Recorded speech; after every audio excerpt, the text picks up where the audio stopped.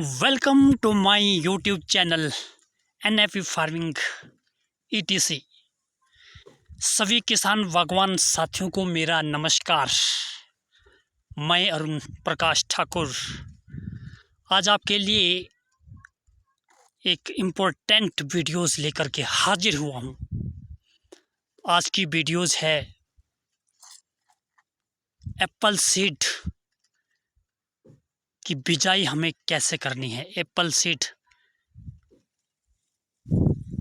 की बिजाई के विषय में तो आज मैं आप लोगों को बताऊंगा कि हमें एप्पल का सीड कैसे ग्रो करना है और किस विधि से एप्पल का सीड अच्छे से उगता है, सबसे अच्छी जर्मिनेशन किस विधि से होती है।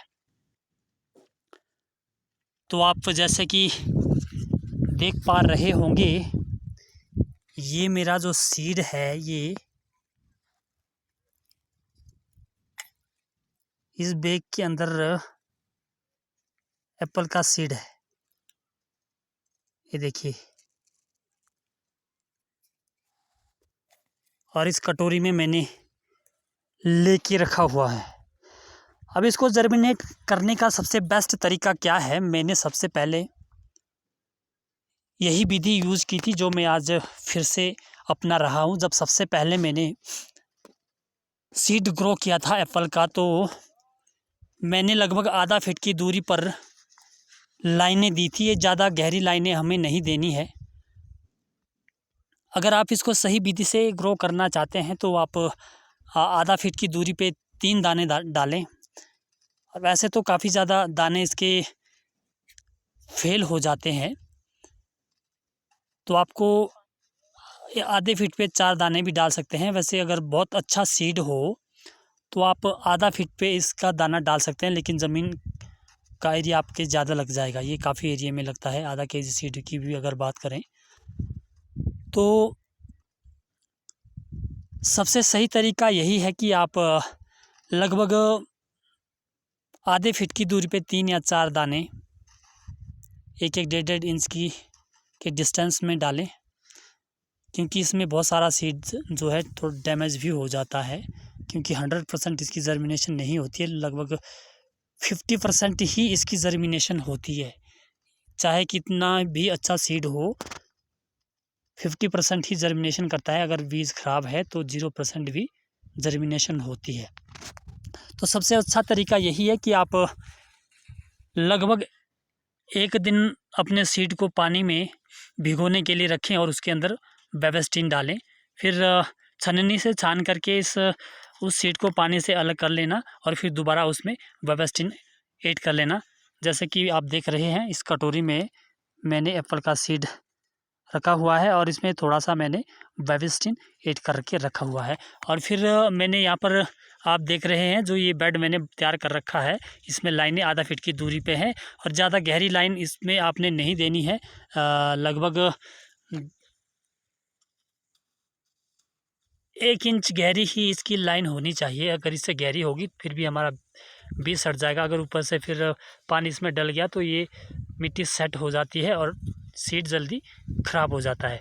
तो ध्यान रखें कि सीड बिल्कुल भी गहरा नहीं दबना चाहिए, नहीं तो आप उंगली की माध्यम से भी इसके लिए लाइनें दे सकते हैं। तो सबसे अच्छी मेरी जो नर्सरी ग्रो हुई थी इसी माध्यम से हुई थी। नहीं तो कई लोग रेत के बीज में जर्मिनेट करने के लिए भी डालते हैं। मैंने भी डाला था, लेकिन मुझे तो उसके ज़्यादा अच्छे रिज़ल्ट नहीं मिले। कईयों को इसके अच्छे रिज़ल्ट मिल भी जाते हैं। अगर किसी की जो ज़मीन है वो रेतीली ज़मीन है, उसमें जर्मिनेट हो जाता है। तो इस तरीके से इसको आपने लगाना है। आप देख रहे हैं, तो मैं तो इसको काफ़ी घना डाल रहा हूँ, क्योंकि ये हमारी दोमट मिट्टी है, तो इसमें दोमट चिकनी टाइप की मिट्टी है। तो ये जैसे मैंने आपके सामने ये डब्बा रखा और मैं इस तरीके से सीड को छोड़ रहा हूँ। लगभग 1-1.5 इंच के डिस्टेंस में ये मैं सीड छोड़ रहा हूँ। शायद आपको दिख नहीं रहे होंगे। तो आप 4 इंच 5 इंच के दायरे में, आधे फीट के दायरे में 3 से 4 दाने आप डालें। मैं तो थोड़ा इससे भी घना डाल रहा हूँ। ज़्यादा अगर काफ़ी अच्छा सीड है तो कई बार 50% जर्मिनेशन हो जाती है, और ज़्यादा घना डाल दिया तो फिर जो पाल्टी का जो आकार है अच्छा नहीं बन पाता है। तो अगर आपको सीड के ऊपर अपने कॉन्फिडेंस है तो आप आधा फीट की दूरी पर 3 दाने ही डालें, नहीं तो ज़्यादातर सीड में जर्मिनेशन बहुत कम ही होती है। 30%, 30 और 40% ही जर्मिनेशन होती है, जिस कारण से कि हमारी ज़मीन खाली रह जाती है। तो मैं तो थोड़ा घना इसको डाल रहा हूँ। मैं तो लगभग आधे फीट के डिस्टेंस में 5-6 दाने डाल रहा हूँ। कहीं 1 इंच पे मेरा दाना है तो कहीं मेरा दाना 1.5 इंच पे है। यही डिस्टेंस मैंने रखा हुआ है। अगर पाल्टी का आकार अच्छा बनाना हो तो आप आधे फीट पे 3 दाने ही डालें। तो ये तरीका होता है। और मिट्टी बिल्कुल हल्की हल्की ही डालनी है ताकि हमारा दाना ही मिट्टी के नीचे दब सके। अगर ज़्यादा मिट्टी डालोगे तो फिर भी हमारा जो सीड है ये ख़राब हो जाता है। तो ये मैं अपने एक्सपीरियंस के अकॉर्डिंग कह रहा हूँ।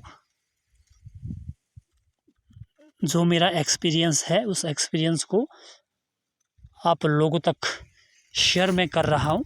लेकिन अगर आपका भी कोई एक्सपीरियंस है तो आप मुझे कमेंट करके बता सकते हैं कि इस तरीके से हमारे पास जो सीड की जर्मिनेशन है बहुत अच्छी होती है। तो किसान बागवान साथियों, अब मिलते हैं नेक्स्ट वीडियोज़ में। तब तक के लिए थैंक्स।